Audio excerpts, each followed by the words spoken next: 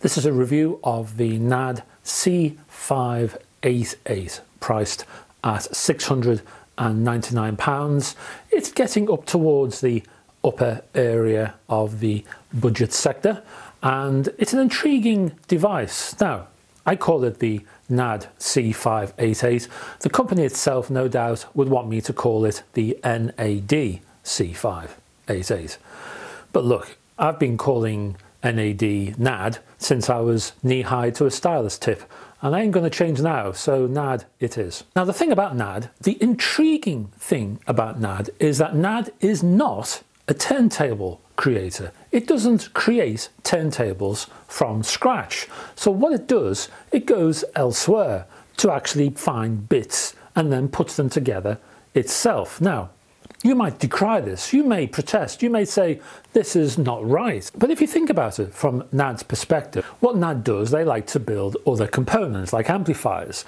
They're not really geared up for turntables. They don't really produce and release that many turntables. Now, if you're going to invest in a big factory and all the component infrastructure to create turntables, that's going to cost you an awful lot of cash.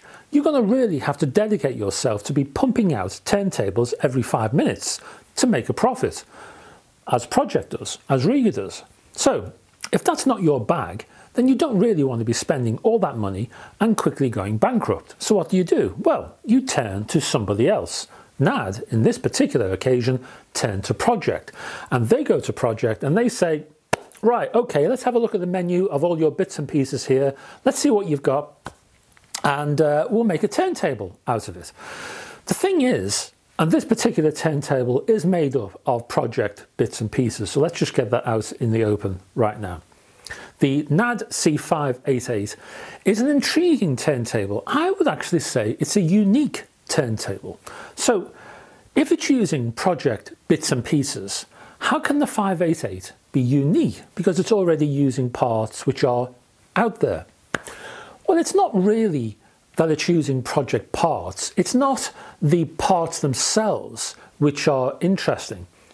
It's how NAD has put them together. That's the interesting part. That's the interesting aspect of the whole design of the 588. It's how it's been put together, not with what, it's how. But before we get to that, let's take a quick tour around this twin speed, 33 1/3 and 45 RPM belt-driven deck, and we'll just see how the land lies. Firstly, the C588 is run via an electronic synchronous speed control. To achieve this, NAD handles speed control in exactly the same way that the Italian outfit Gold Note does on the more expensive Valore 425 Plus. That is, AC power is drawn into the turntable. It's then converted to DC and then back to AC, which apparently improves performance by lowering noise. Lowering noise seems to be a bit of a thing, because the deck also reportedly uses a, and I quote, specially formulated belt, unquote, to minimize vibration. I asked NAD what this meant, and the company's Chief Technology Officer Greg Stinson replied with, quote, "It's a synthetic rubber belt with specified characteristics, both for the material and for the mechanical dimensions. So, like every aspect of the C588, the belt is an engineered part.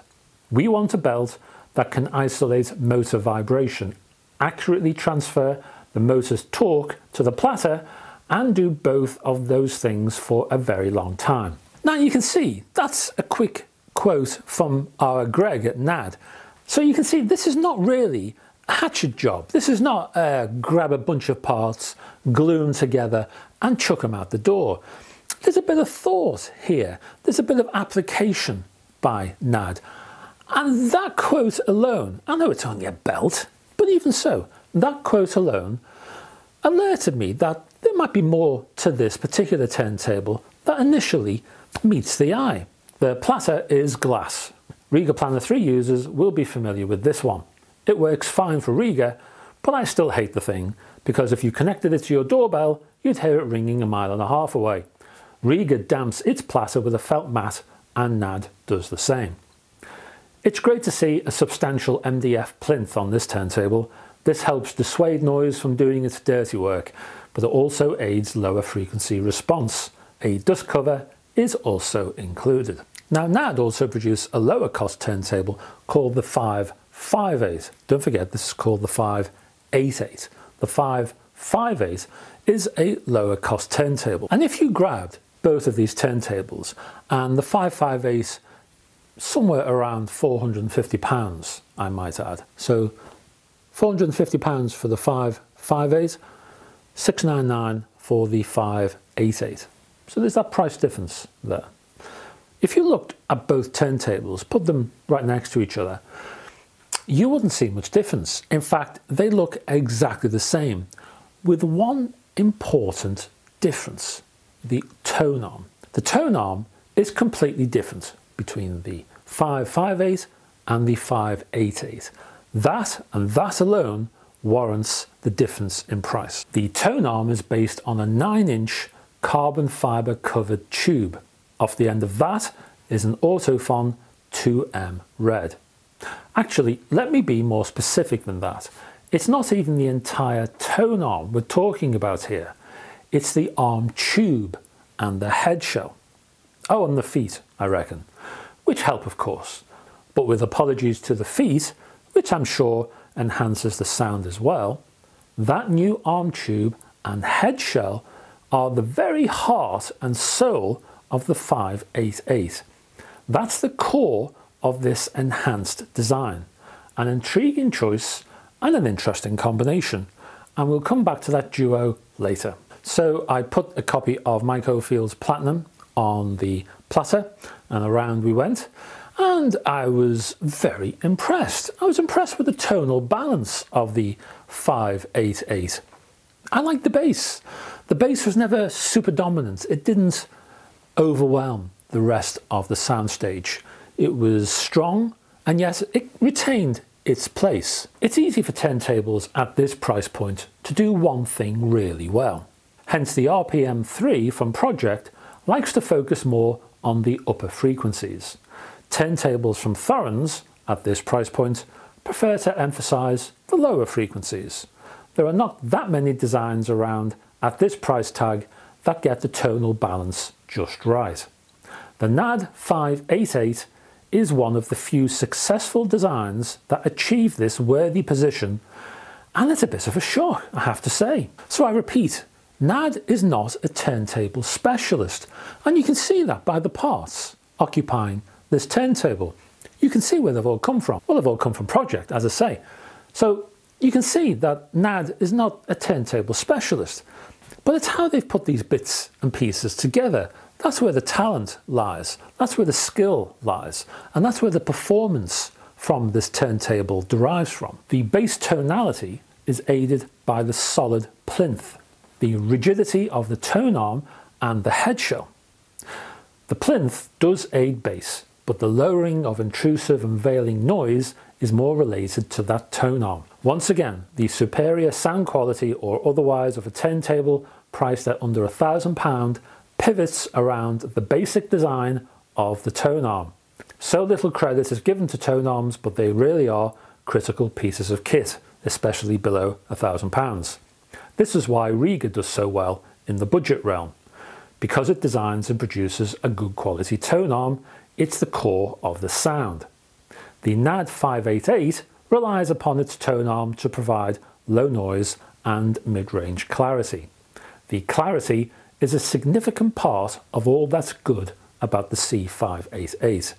The vocal diction was enhanced because of that self-same tone arm design. So what I did, I compared the NAD C588 with a Pro-Ject RPM3. The RPM3 was a bit cheaper, but broadly similar in terms of price points. And the reason I selected the Pro-Ject was because the arm on the Pro-Ject is a little bit inferior to the NAD. Now, the cartridge on the NAD is a little bit inferior to the one on the Pro-Ject. The cartridge on the NAD is an Audiophile 2M red, priced around £100 or so. The cartridge on the RPM3 is a 2M black, somewhere around £500 or so. So the RPM3 had the better cartridge, the NAD had the better Tonearm. Who won? The NAD. The NAD produced the better sound. Now yes, there's other variables in and around the plinth itself, but I think the Tonearm on both of the turntables was a significant factor in the difference in sound. And it shows how important the Tonearm is. Without the Tonearm, you can have a brilliant cartridge, but the sound from that brilliant cartridge will fall and collapse when it gets to a poor Tonearm or a relatively poor Tonearm, and the whole sound will just splinter into blech by the time it gets to the rest of the turntable. I then turned to Nancy Sinatra and It's Such a Pretty World Today from her album Country My Way on the Reprise label, and again experienced the general low noise presentation across the soundstage, which enhanced the air and space around the same. The lowering of the noise enhanced the timing for each instrument, which meant that each musician sounded, well, more relaxed, I suppose, and at ease with the tasks in hand. The end result? Music seemed to flow easily, with no stress or tension. Sinatra's vocal was again clear, open, and well enunciated, while there was plenty of yummy detail on offer from the complex piano, acoustic guitar, and cymbal strikes. Now in effect, this NAD C588 is a sort of turntable by numbers creation, and you would think that that approach to turntable building would be a complete and utter disaster. And it just ain't so. This is a beautiful turntable. It's a real surprise. It shocked me how good the C588 turntable is. This is a well-balanced, neutral turntable, full of clarity. It's a little cracker, and I highly recommend it. And that's it, folks. I'm done. So until the next video, hopefully I'll see you there. Bye bye for now.